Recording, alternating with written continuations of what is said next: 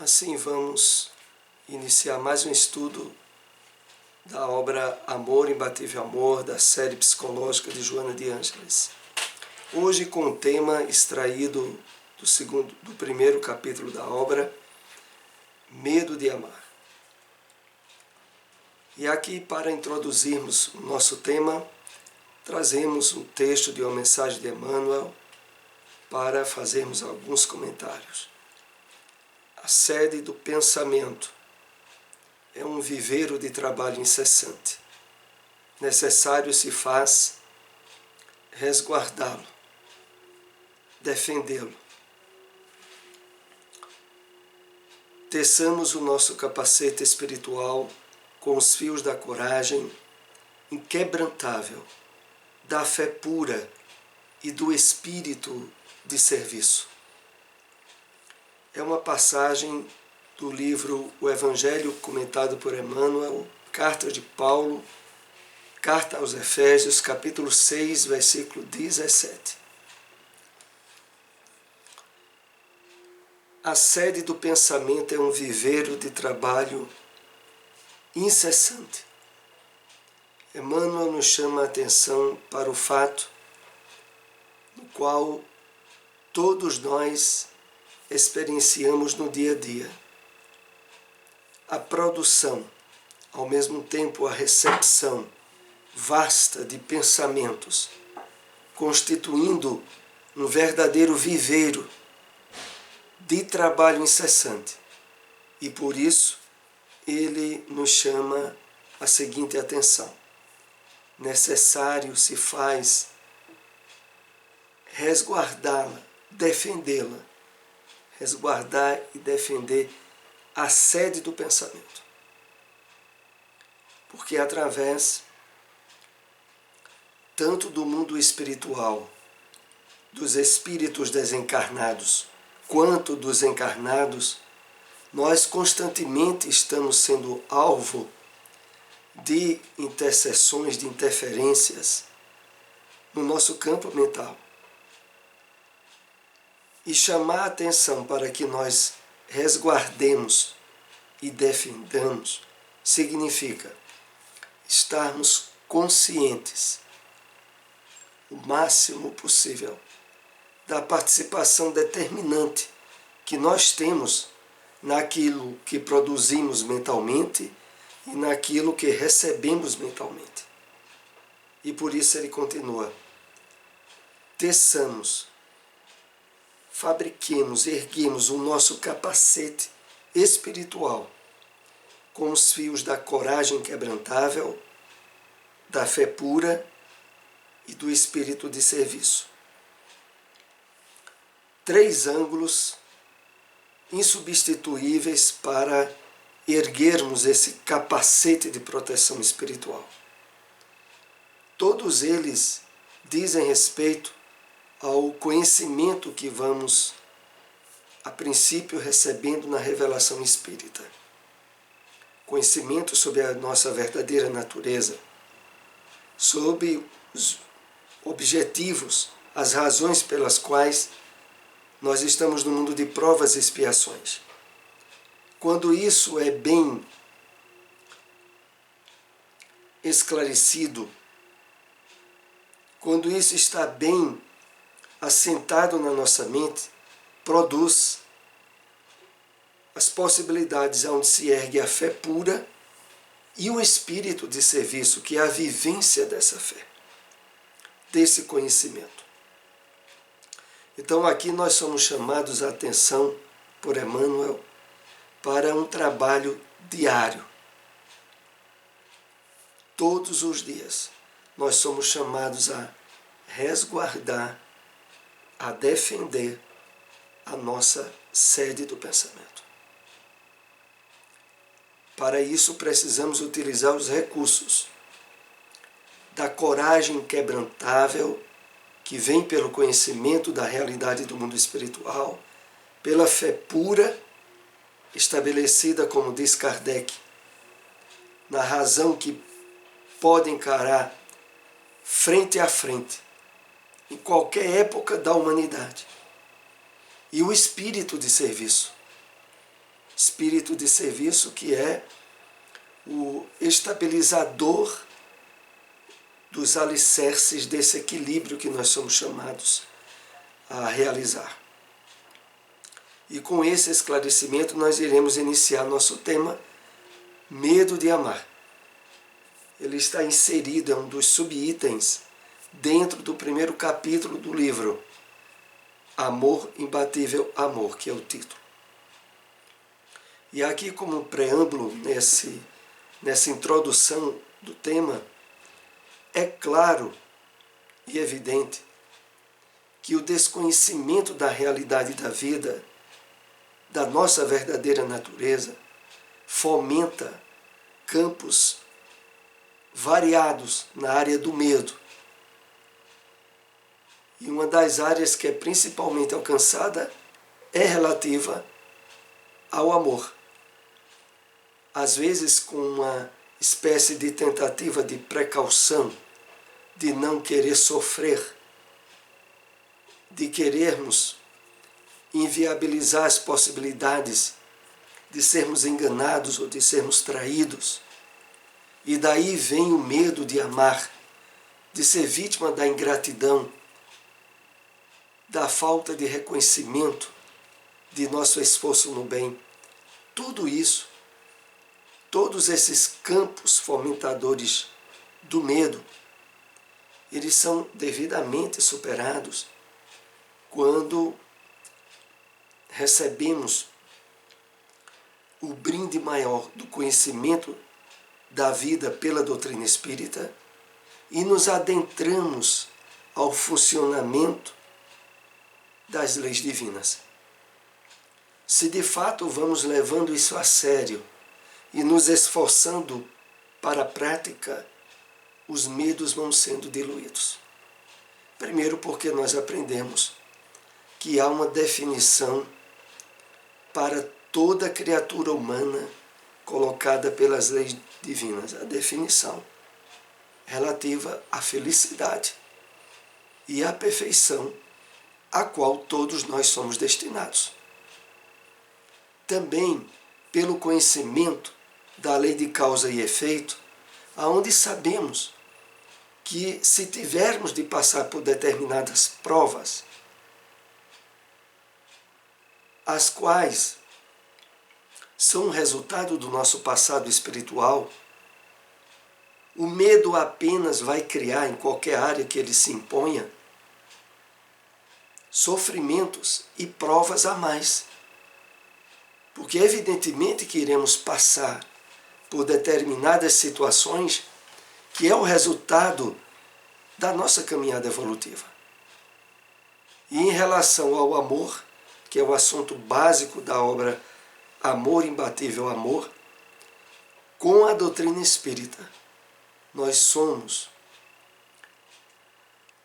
coroados com instrumentos para a superação de tudo isso e podermos viver em todas as áreas que atuemos, que é na família, que é no meio social, no ambiente de trabalho, onde estivermos, de vivenciar com a mais absoluta espontaneidade, confiança e segurança o amor nas suas mais variadas dimensões, sem receios de enganos, ingratidões ou de traições. Porque isso, quando resulta em alguma experiência nossa, para a qual nessa encarnação nós não demos campo, é porque precisávamos passar. E o excesso de cautela, de preocupação, de medo, não evitaria. Vamos então para o primeiro slide do conteúdo desse nosso estudo dessa tarde. A insegurança emocional responde pelo medo de amar. Como o amor constitui um grande desafio para o self, o indivíduo enfermiço, de conduta transtornada, inquieto, ambicioso, vítima do egotismo, evita amar. Infelizmente é assim que acontece com a maioria das criaturas humanas, que face os seus conflitos e desequilíbrios íntimos, em razão da sua maneira materialista de encarar a vida, percebe os riscos e amedronta-se nas possibilidades de vivenciar o amor. O problema todo é que o amor que nós damos aos outros reflete na qualidade do amor que podemos receber. Se queremos, levando por exemplo na área conjugal, se queremos viver um amor autêntico de reciprocidade, sem medo e de confiança, é necessário que se estabeleça um meio de troca, um ambiente de permuta entre aqueles que convivem afetivamente. Na medida em que alguém estabelece um clima de desconfiança constante, face o medo de sofrer na relação amorosa, fragiliza a qualidade do relacionamento e, por melhor qualidade de amor que o parceiro ou a parceira queira dar, essa qualidade está minada por aquele que não se habilita a compartilhar, a receber e dar na proporção ideal, aonde medos e receios têm que ser colocados de lado. É claro que para as pessoas que veem a vida do ponto de vista materialista, elas não se permitem o risco. Mas para aqueles que conhecem, que estudam como nós, através da revelação espírita, as razões pelas quais provas, dificuldades e sofrimentos que não foram causados por nós nesta vida, quando surgem, eram inevitáveis.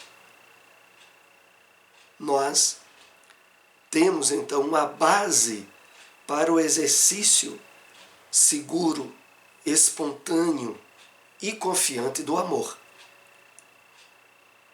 Porque no trabalho de espiritualização que a doutrina dos espíritos nos convida, nós somos chamados ao despertamento do self, do eu profundo, da vivência da vida na perspectiva de imortalidade, de estarmos já desde a encarnação encarando situações, trabalhos, atividades nossas do ponto de vista do espírito imortal, que a doutrina espírita paulatinamente vai trabalhando em nós. Então, nessa habilitação, nós recebemos os elementos para vencer os medos de amar. Prossigamos. O amor é mecanismo de libertação do ser, mediante o qual todos os revestimentos da aparência cedem lugar ao si profundo, despido dos atavios físicos e mentais sob os quais o ego se esconde. Então toda essa temática estará aqui sendo trabalhada à luz da psicologia profunda, da psicologia espírita de Joana de Ângeles. E nela nós vemos, como o texto nos chama a atenção, primeiro, que o amor é mecanismo de libertação do ser. Se queremos de fato estabelecer na nossa encarnação atual pés firmes em termos de espiritualidade, nós somos chamados à vivência autêntica e profunda do amor em todas as áreas que atuamos, como mecanismo de libertação do nosso ser espiritual. Porque como já ouvimos algumas vezes, o amor liberta. O amor possibilita espontaneidade. A paixão, o apego, a possessividade é que estabelece correntes e cárcere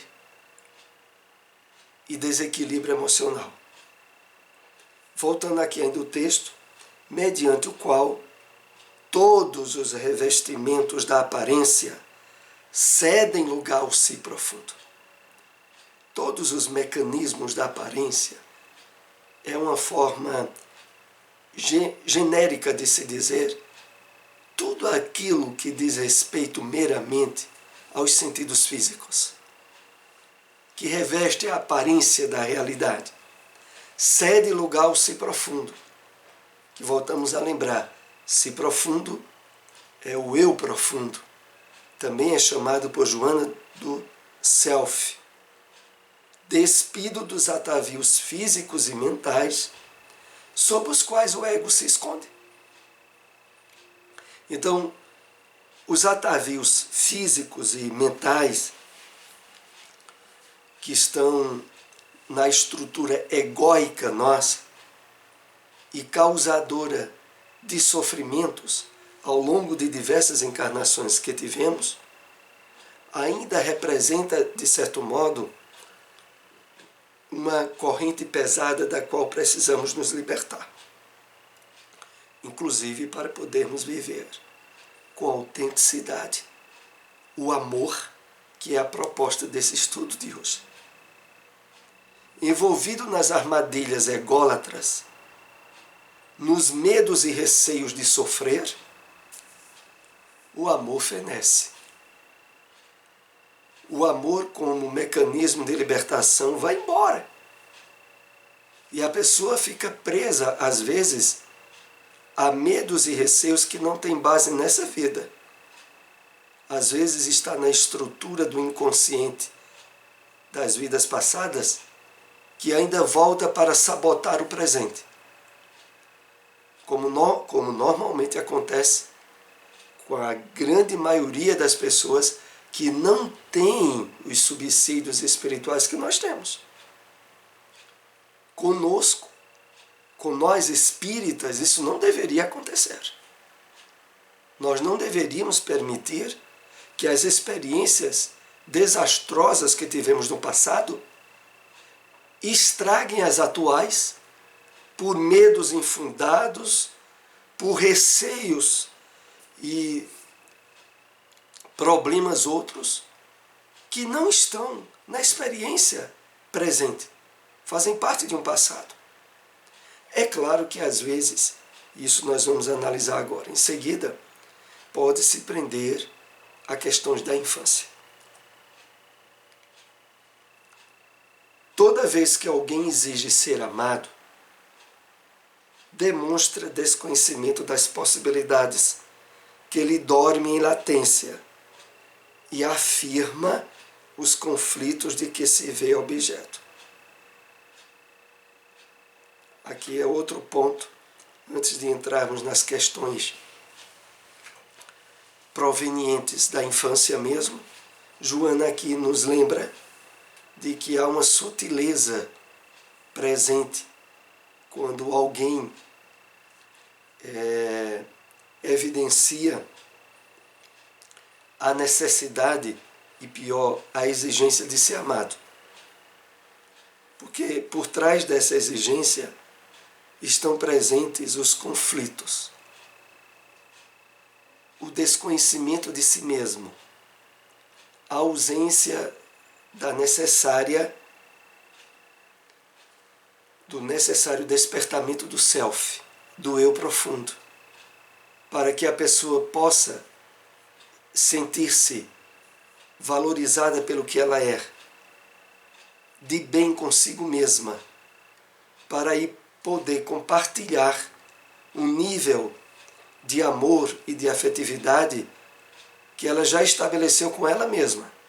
Mas quando isso não acontece, e em variadas experiências afetivas do homem na atualidade acontece, quando não está presente esse auto-amor, ele vai ser substituído pela exigência de ser amado.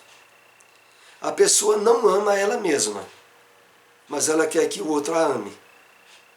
A pessoa ainda se vê presa de um conjunto de conflitos e de sofrimentos internos, mas ela quer ser amada, mas ela mesma não trabalha o indispensável autoconhecimento, autoencontro, autoamor, para a partir daí habilitar-se a um relacionamento saudável e recíproco no nível de harmonia e de plenitude, mas cuja base desconsiderada impossibilita.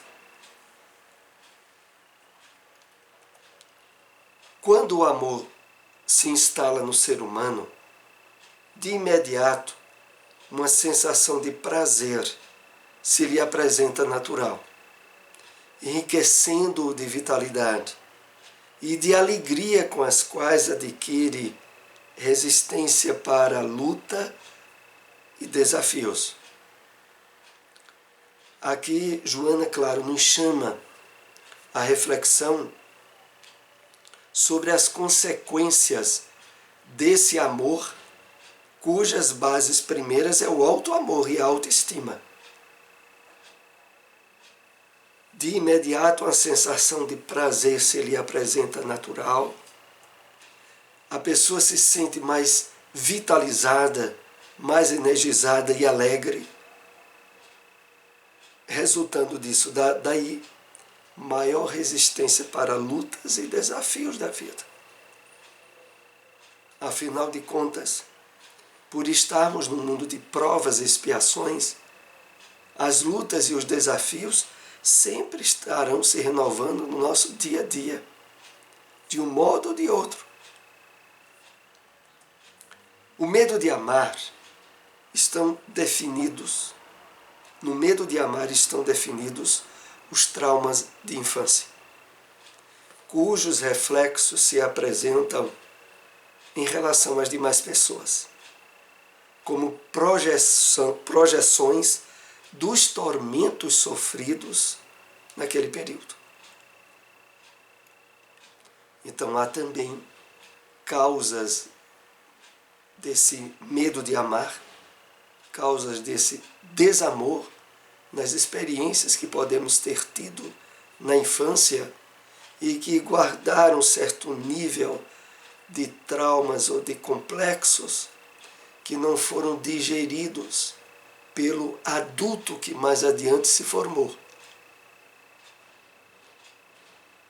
Quando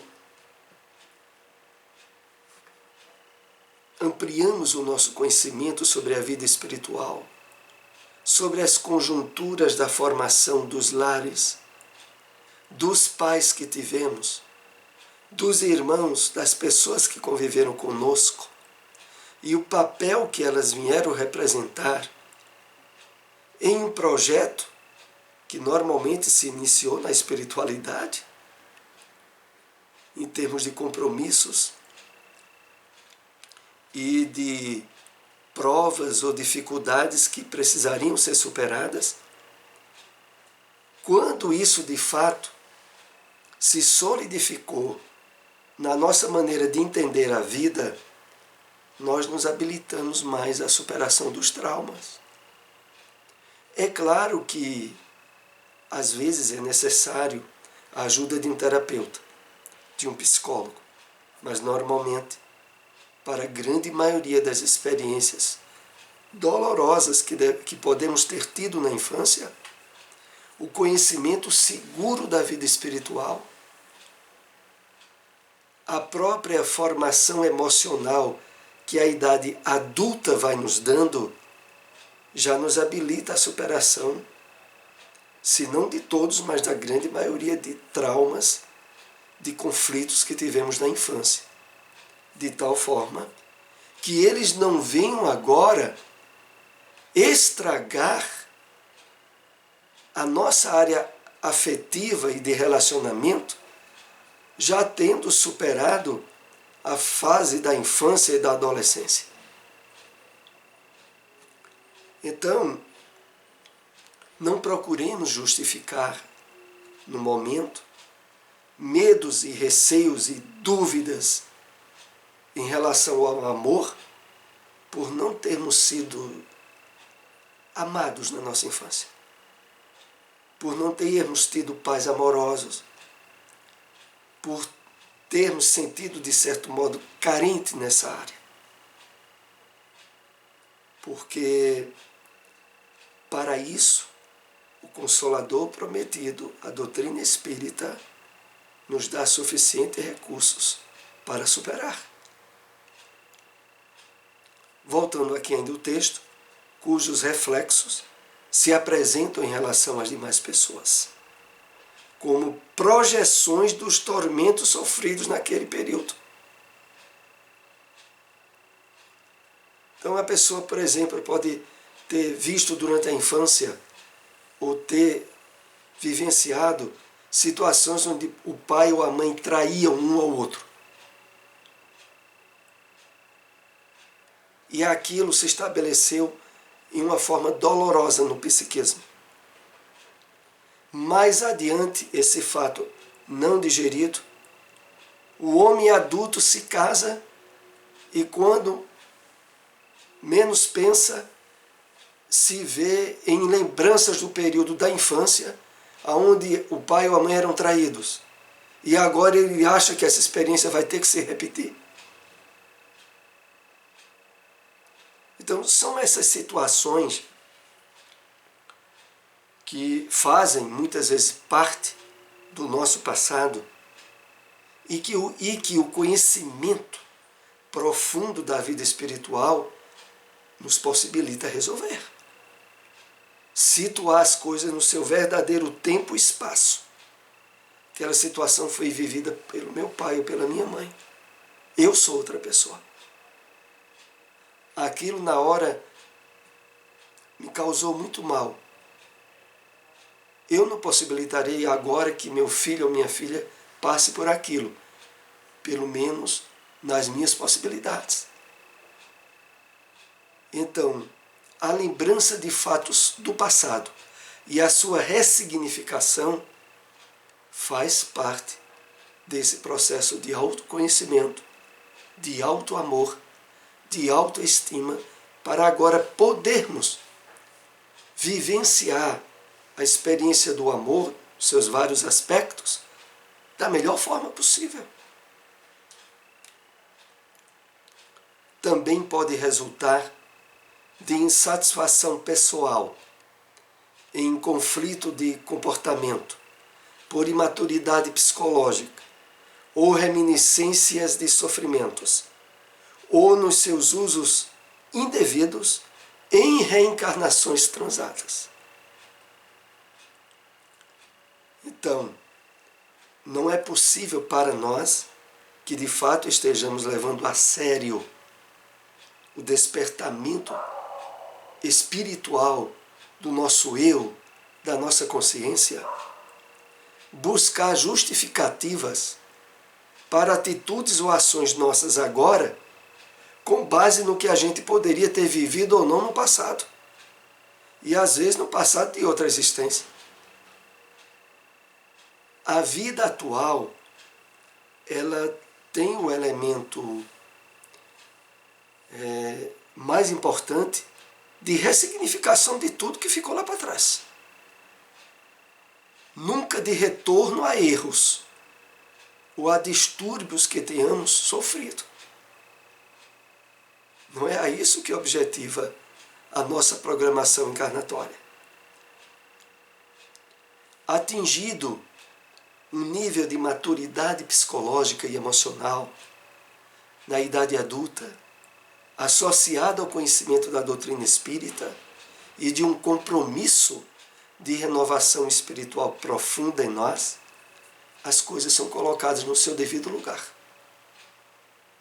E nós podemos agora nos habilitar a passar por uma experiência de plenitude no amor que nunca tenhamos vivenciado antes.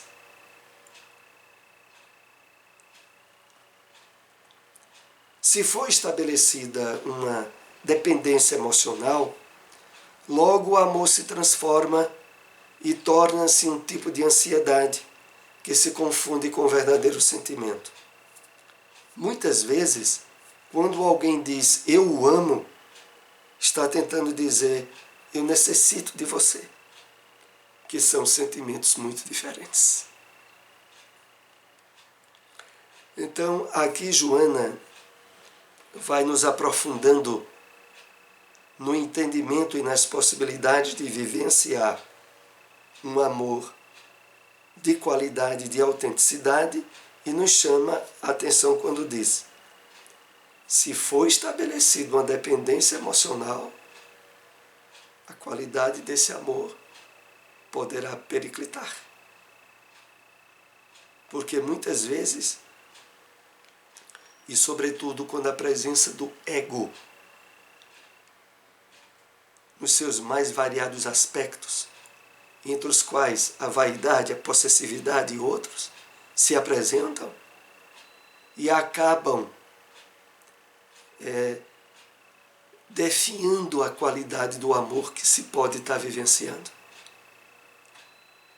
Então é importante entendermos que o amor, quando vai adquirindo essas possibilidades que Joana aqui nos convida a alcançar, ele sempre estará se revestindo de liberdade, reciprocidade,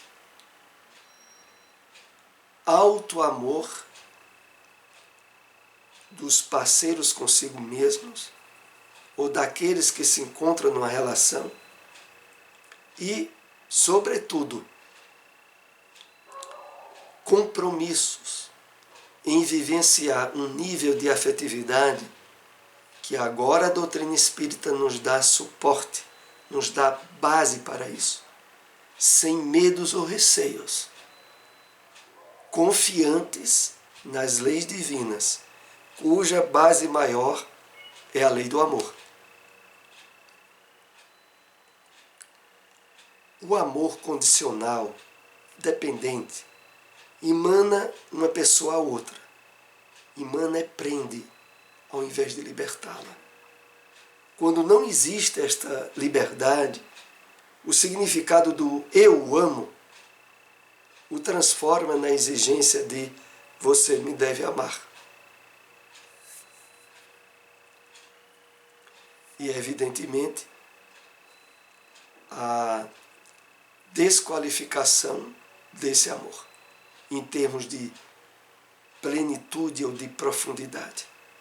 Então o amor tem que ser incondicional. Primeiramente, e isso é indispensável, nascer de dentro de alguém que está trabalhando o seu auto-amor, a sua autoestima, o gostar dela mesma, para de fato poder compartilhar um nível de afetividade que já nasce do auto-amor. E numa relação de reciprocidade, esse auto-amor, ele é provocador de liberdade, de confiança, de segurança, consequentemente de plenitude. Diferente do amor revestido de medo, de possessividade, de egocentrismo e, consequentemente, de sofrimento.